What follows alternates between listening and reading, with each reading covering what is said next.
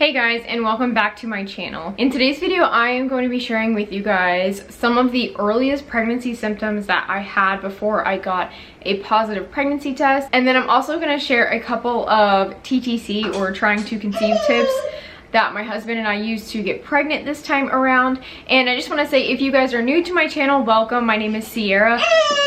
I am a stay-at-home mom to my 16-month-old daughter Anastasia, and we are currently pregnant with baby number 2, and the baby is due April 11th, 2019. So I am currently 11 weeks and 3 days pregnant. So I just wanted to go ahead and share with you guys some of the, nope, you can't have that.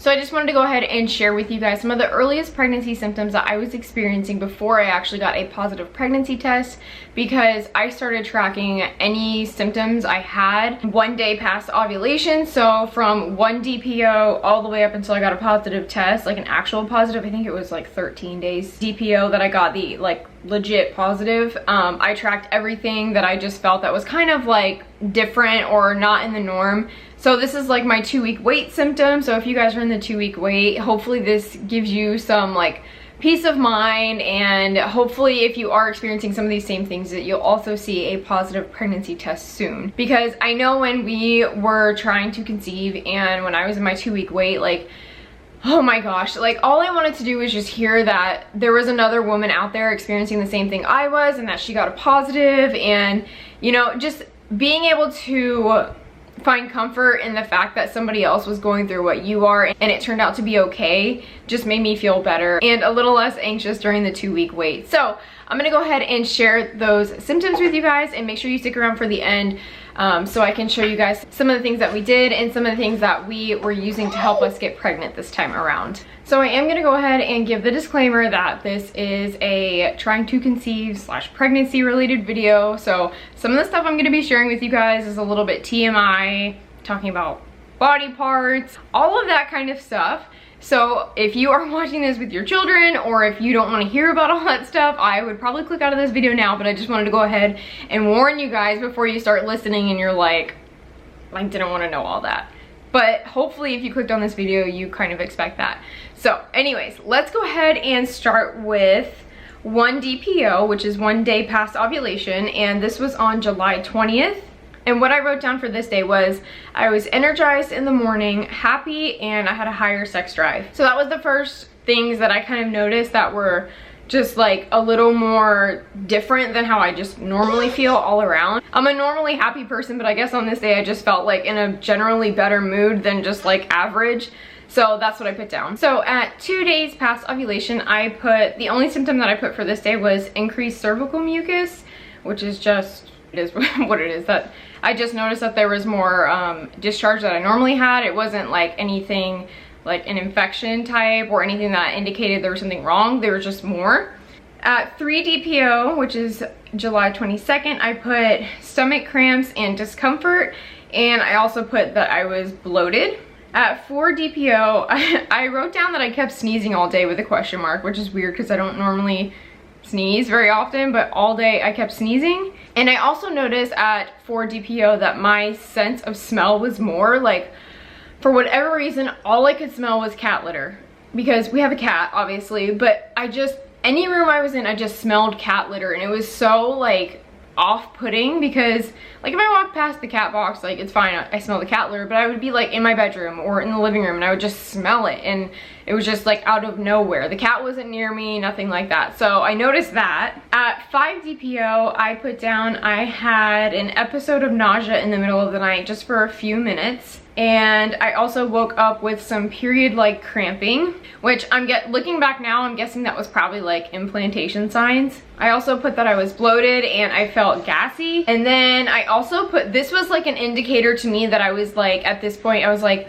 okay, I feel like I'm not crazy and this is like something maybe actually happening, was I noticed that my back teeth were a little bit sore or sensitive, and I had a lot of tooth sensitivity with Anastasia when I was pregnant with her.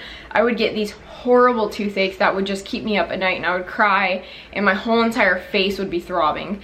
And when I started realizing that I had a little bit of tooth sensitivity, I was kind of like, okay, maybe I am actually pregnant. At 6 DPO, I put that I was starting to feel fatigued, which is a really common pregnancy symptom, especially in the beginning, and also that I was nauseous after lunch. At 7 DPO, I put that I was nauseous in the morning and I had an increased appetite, which is like kind of like counteractive of each other, but that's what I put. I was also tired and I was experiencing diarrhea, which is something that like some women experience when they get pregnant, is they either have like constipation or the opposite. And for whatever reason, for me, it was the opposite, which was, yeah, that's not fun. At 8 DPO, the only thing that I put was that I had a nosebleed, and I've mentioned this in my pregnancy updates. For whatever reason, one of my pregnancy symptoms are nosebleeds, and I don't know why. They just happen for no reason, and I had nosebleeds a lot when I was a kid. I guess I was just really prone to them. But as an adult, I never have them unless I obviously get hit in the nose or I'm pregnant, apparently. So I experienced a nosebleed on 8 DPO. I didn't put anything down for 9 DPO. And then at 10 DPO, which is usually when people start testing, I did take a test that day. However, it was negative. But I also put that I had another nosebleed. At 11 DPO, this was a symptom that I was kind of like surprised to experience because this was totally out of the norm for me. And I didn't experience this when I was pregnant before, but it wasn't something that I normally just experienced like in everyday life. But when I looked out the window, like in the middle of the day, it felt like I was just looking out like into the light for the first time ever. Like my eyes were so sensitive, like I had to squint, and it wasn't even like super bright, like it was just a normal day. And for whatever reason, it just felt like, I don't know, I don't want to say it was a migraine, but it almost felt like when you get your eyes dilated when they get, like when they check you for like your vision, it almost felt like that when I looked outside the window, which I thought was really weird. I also put that I was easily annoyed, and I put constipation, which is ironic because I put the opposite a couple days before, but on this day, that's what I put. At 12 DPO, I woke up feeling a little nauseous. And I also put that I couldn't sleep at night, which I was just tossing and turning.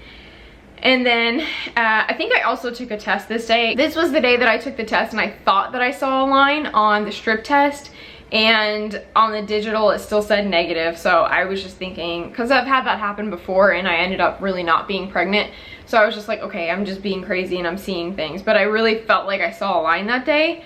So the next day, which is 13 DPO, this was August 1st, I was queasy on and off all day. I had a headache. I also put that I had a weird appetite, like I would get hungry and then not hungry, and then just like nothing sounded appetizing to me, which is kind of like carried over into this pregnancy so far, which has not been a fun symptom.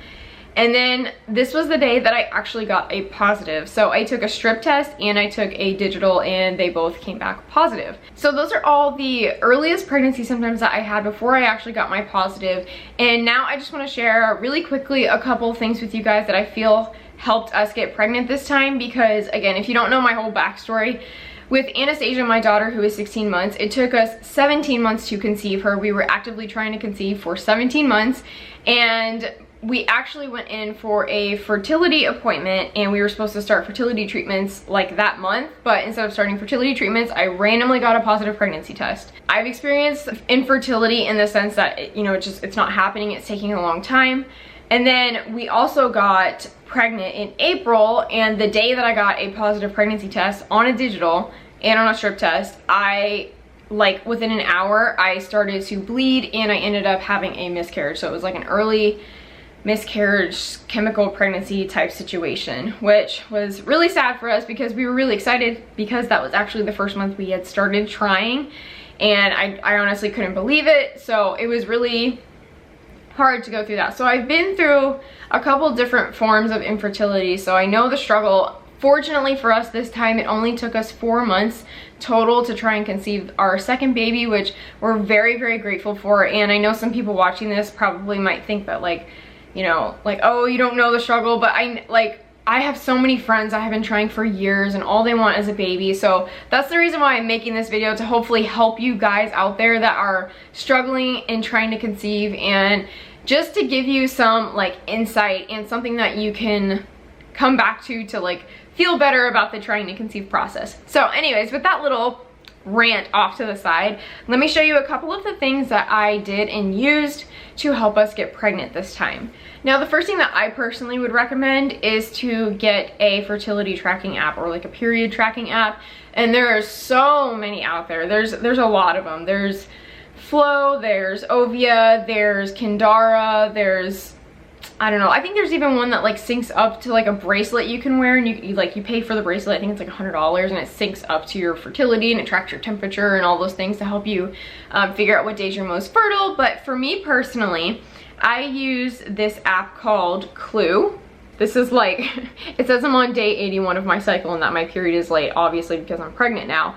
But you basically, this whole like little circle is like your cycle. So for here, it would be like, oh, you're gonna start PMSing, or you know what, I can't really tell because I'm looking at it backwards, but like the clouds equal PMSing, and then here equals your fertile window, and then here should be your period. And I just found it really helpful to track which days I felt like I was experiencing certain symptoms and when I got my period and how long my cycles were. So that was a really good app. The next thing that I recommend using, and this is actually a recommendation that I got from Cara Linnell. If you guys don't follow her, she has a YouTube channel and she just had her second baby, but I saw her video and she recommended using Maca Powder.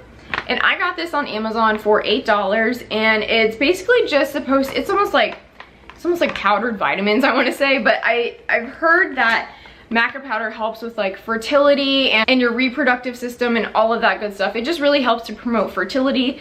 And the way that I use this was I would just use, the serving size is half a teaspoon, so I would put half a teaspoon in my oatmeal and cook it, but you can also just put it in like coffee. You can just drink it in water, which is disgusting, but you could do that, or smoothies. And this was something that I was using prior to even starting trying to conceive, and just I really feel like it helped a lot because, you know, we tried for almost a year and a half to get pregnant with Anastasia, and I never used this. So I feel like we got pregnant in 4 months and I was taking this the whole time, so I feel like it did help. Now, the last thing that I'm going to recommend, which is something that doesn't have, if you're like a scientific person, like you need like facts and data to back things up, then I don't know if I would recommend this. But when you're trying to conceive and you're running out of options and you just want to try anything that helps and is safe, I recommend this. I got a fertility bracelet from one of my friends. Her name is Ashley. She's a family friend. She's actually my sister's sister-in-law. She makes these fertility bracelets, and all these stones and gems are basically just supposed to help promote fertility. And they're not, it doesn't do anything to you, like it's not gonna make you have like an allergic reaction or anything like that. It's basically just like crystals and stones that are said to help promote fertility. So I got this from her, and she has a shop. I will try and link it here below. She's on Instagram. I think the shop name is called The Divine Lotus. So if you guys are interested in that, I would highly recommend checking her out, because I wore this the whole time we were trying to conceive and during my 2-week wait, and we ended up getting pregnant. So I'm not saying this is the reason, but I definitely think it could help. So anyways, those are just my earliest pregnancy symptoms. Those are some of my tips that I can give to you guys that are trying to conceive and you haven't been successful so far. Hopefully you can try some of these things out and they help you guys. So if you guys did like this video, please be sure to give it a thumbs up and leave a comment down below. And if you haven't subscribed to my channel already, I would love if you would hit that subscribe button. Thank you guys so much for watching, and I will see you in the next one.